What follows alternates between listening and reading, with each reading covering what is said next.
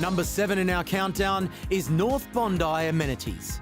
The way it has been designed with thought to be long-lasting, easily accessible, the safety, the outside facade, I think it's an amazing coming together of the architecture in a public space. This project is one of the most visited sites in Australia, but it's not what you might expect.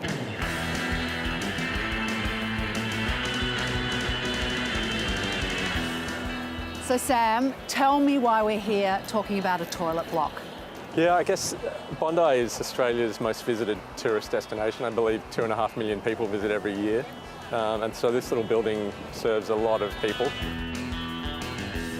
I really like what you've done with the roof.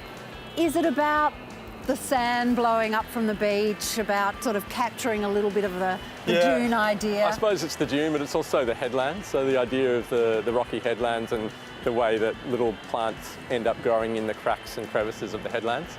And it's as though the roof is just self-seated with the sand blowing onto it. Yeah, it feels like that. It's quite lovely. It obviously has to be an extremely robust building to cope with this weather and this wind. What's it all made from? The external skin of the building is wrapped in timber. We were having a meeting with council one day at one of their depots, and part of the building was being demolished, and there was all these beautiful timbers that were potentially going to the tip, and we were able to secure those timbers and recycle them for this building.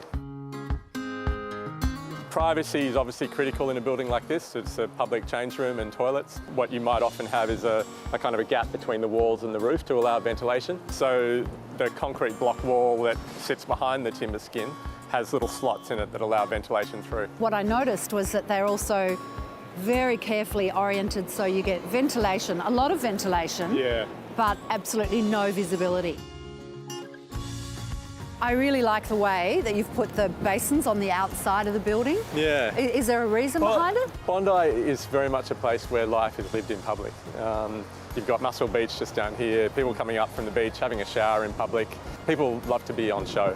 Yeah. And so putting the mirrors in addition to the basins means that there's a bit of preening goes on and means that there's more people just around the building, which increases public safety. It also means that if you just need to wash your hands because you've had an ice cream, you can come and wash your hands. You don't have to go in. I'm always delighted when I see local government invest in design in their even tiny infrastructure. The beach sees millions of visitors each year, as opposed to, say, in the 1930s, where the population increase is just astronomical. I can imagine. So we're having to cater for that increase. What sort of feedback have you had from the public?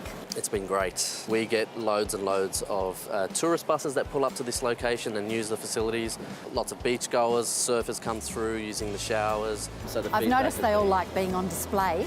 It's Bondi Beach. Everyone likes to be on display, so yeah. Hopefully you can see why we're featuring a toilet block on this show.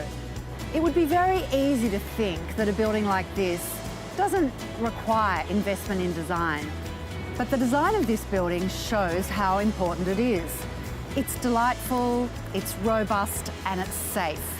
And it is visited by an extraordinary number of people every day.